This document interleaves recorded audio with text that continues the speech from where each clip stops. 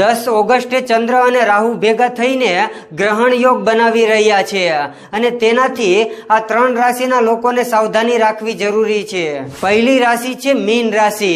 ગ્રહણ યોગ તમારા માટે થોડું નુકસાનકારક સાબિત થઈ શકે છે, કારણ કે આ યુતિ તમારા રાશિથી 12મા સ્થાનમાં બનવા જઈ રહી છે, જેના કારણે આ સમયે તમે બિનજરૂરી ખર્ચાઓ તમને પરેશાન કરી શકે છે, જે તમારા બજેટને બગાડી શકે છે। બીજી રાશિ છે તુલા રાશિ। તુલા રાશિના લોકો માટે પણ ગ્રહણ યોગ નકારાત્મક સાબિત થઈ શકે છે, કારણ કે રાહુ અને ચંદ્રની યુતિ તમારા રાશિથી 6ઠા સ્થાનમાં બનશે અને તેનાથી આ સમય દરમિયાન તમારા છુપાયેલા દુશ્મનો તમને થોડી મુશ્કેલીઓમાં મૂકી શકે છે। ત્રીજી રાશિ છે સિંહ રાશિ।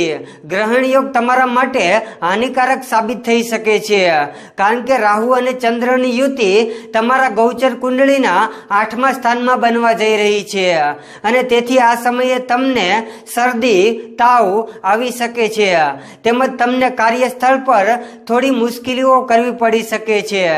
જય માતાજી।